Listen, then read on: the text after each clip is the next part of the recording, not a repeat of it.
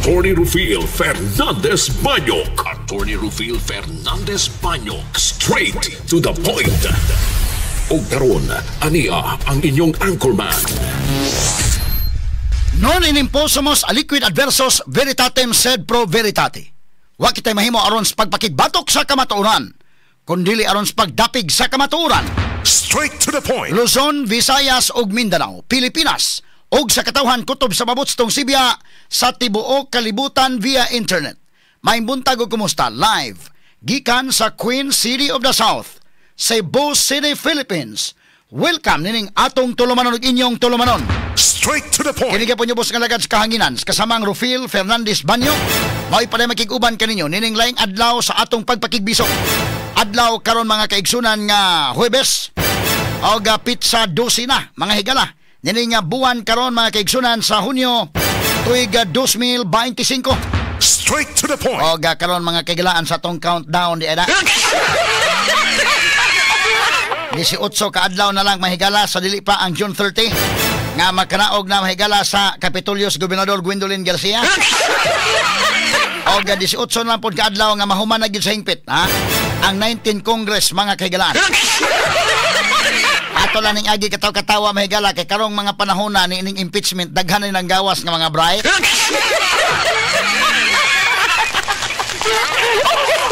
Askang alegriha.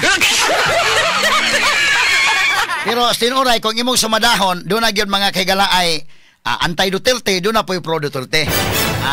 Onya, katong mga pro-Duterte, o doon na mahigalay mga kalihukan din nga mo pabor nila po, pakpak to, o maingon nga mo na sakto. Kato po mga antay, tanaw mo nag-alkansi, mo na sayop. Kining 5 ka mga senador nga nisupak mahigala sa motion ni Senador Ronald Bato de la Rosa nga gi-amend ni Alan Peter Cayetano. Kaning 5 ka mga senador alang sa mga anti-Duterte, hero ni sila. Kini mo yung mga tarong. Katong 18 mga watoy ayo, mga clown to. Pero alang pod sa mga pabor mahigala ni Duterte, moingon pod kining 18 may tarong. Diagoy nahabilin nga mga clown. Ano man, lahi-lahi man mga higala og pananaw, no? Duha man ay ka fence. Doon pikas og pikas man. Pros and cons man ay mga kaigalaan. Sa mo neto tagag pagtagad rong buntaga mga higala, ha? Kay kung ikaw panalitan og dapig kang Sara, ang imong pananaw mga higala sa 18 ka senador, may kakana mo sakto. Katong 5 timan ninyo to ha. Ini 2028 timan eh. Katong pod mahigalang sukong Duterte, mingo po to, kaning 5 mo sakto. Katong 18, timan ninyo to. Isig timaan lang, no? Pero klaro-klaro mahigala nang gawas sa mga daghang mga bright. Inig panggawas sa mga bright, siguruan ninyo nga, magpa-bright-bright gani mo, ayaw po ninyo himo ang bugo ang uban. Okay na pa-bright-bright mo, okay lang. Basta ang mga naminaw po nimo, ang nasong palibot, bright po sila. Ayaw nga magpa-bright-bright ka, ang uban na himong bugo. O, di po na maayo.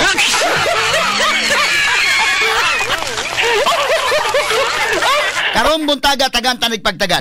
Unsa man ginaning impeachment? Kining impeachment tool kini, pag-remove sa usa ka impeachable officials, mga higala nga wa na magustuhi kay nauna siya kasalanan, ang katawhan, ang iyang mga amo, mo'y mo diman nga tanggalo ni, pinaagi sa ato mga representante. Ang tingog sa katawhan ba? Sila mooy ang House, ang Senate, kay gipili man sa katawhan, no? So, doon na mga higalay, impeachable official din ha, di man nga, doon na may mga proseso. Pero ang katawhan nga mo'y amo, mauna mga higalay, mo patanggal. Ang pangutan na ron, doon na ba'y claimor sa mga tao? Doon na ba'y claimor? Doon na ba'y, sabi Bisaya, claimor in the RB? Doon na ba'y panawagan sa katawhan nga tanggalon yun si Sara? Doon na ba'y panawagan? Mo na dakong question. Kung doon ay panawagan, doon ay claimor sa mga tao nga tanggalon yun Sara, okay, muna. Pero problema ron mga kaigalaan, kaya ang survey, si Sara may most trusted hinoon nga official. Straight to the point. Mo man ay problema ron. Unya, ang election sa midterm election speaks a lot. Ang midterm election nagsulti mga tao man, scientific man na mahigala. Kana lang na number 1 si Bungo. ikumparar sa alyansa mahigala kompleto makinaryas nya number 1 mahigala Senador Bungo. Medyo og imong basahon na dili may claimor sa mga tao. Straight to the point. So mo ni mahigala tagaan tagpagtagad ha kay aron magklaruhay ta ining atong isgutanan ron. Onya maingon pud mahigala nga kini ni ang kadtong judge may move mga kigalaan mo hukom nasakto ba na o wa samtang wa pa mahigalay decision Supreme Court labot ana magrespetar ay kita sa tong opinion kay palihatag librong gibasa Straight to the point. so lain-lain mag opinion kabantay mo na mga opinion mahigala nga mayon sakto uban mayon dili pareho na ni mga kigalang ang 20th Congress na by jurisdiction ang uban mahigalag against Duterte wa na jurisdiction pero katong laban mingon nga wala na jurisdiction human na ang tanan.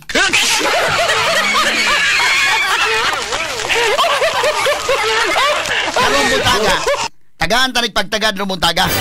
Kanaday mga higalang pag-move sa usa ka senador. Unya ilang gidesisyonan. Mingon ang judge mo move bago na. Mutubag pong pikas. Mao bitaw na sui generis.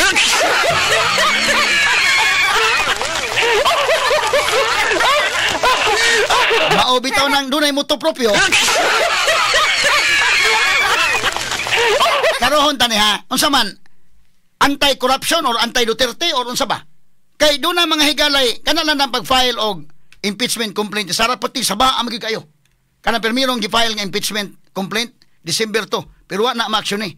Pero na gi-file against Bongbong ano may saba? Straight to the point. Anong na gi-file against sa presidente ano may saba? Ha? Dili ka tinuod ni gingon may Amy Marcos. Ako ipabati ha kanang speech Amy ato i-analyze ron. Nga ang tuyo gyud si Sara aron di kadagan sa 2028. Straight to the point. Kay lisod man kay nang do na pa bay daghan mga higala nga kwan sa kadaghan ba yung Herodes ining kalakihan. Klaro lang. Unsa man gituyo nga dunay corruption si Sara? Unsa man nang confidential funds? Kinsa may na mas nahibaw anang confidential funds? Kana sa military man nga aspito. Anak hibaw anak kanang mga military mga pulis mo na sin knowledgeable about confidential funds. Pero unsa may natabo sa local absentee voting? Unsa may natabo? Ngano man nga top 13. Ngano man nga pulos man mga Duterte to nga mga senador. Straight to the point. Doon na kay corruption ana or wa? Mo na dakong question.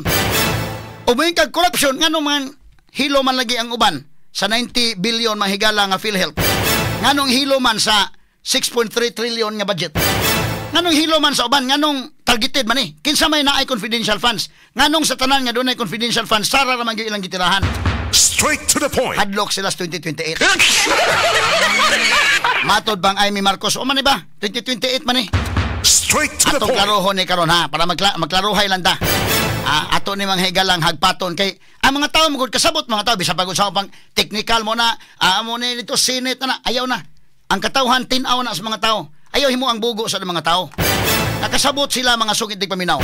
No, ato ni tagad pagtagad karon nga buntaga sa banuban usab nining atong tulumanon ug inyong tulumanon.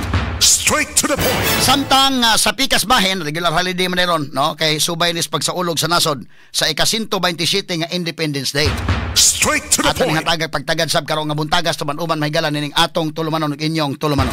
Straight to the point. Samtang House Prosecution Panel mi-defer sa nadawat nga Senate Impeachment Court Order lakip ang Articles of Impeachment. Batok mahigalan ni Vice President Sara Duterte apan gikatakda kining moduso og motion for clarification. Straight to the point. Kanang question mga higalag na sakto ba ng judge nga mo-move niya ilang gidesisyonan. Mingon dili oy di na sakto. Ang uban sa mingon ay sakto na kay sui generis ko ni. Ang muto propio god. Og dunay problema dagan Supreme Court. Mao gina. Straight to the point. Tanaw di na sayop nang gihimo ni Bato, sayop nang gihimo ni Cayetano, dagan Supreme Court. Straight to the Kaya point. may makasulti na pulos ko ng mga banggiitan ng mga lawyers nga naapay pikas na ay mga lawyers. Pikas pulos mga dunay mga bagtik ba. So kinsa may maka-decide, kinsa na may makasulti sa Supreme Court. Straight to the So point. dagan Supreme Court mo gina. Ang problema ay nagdagan Supreme Court, nagdagan pong oras.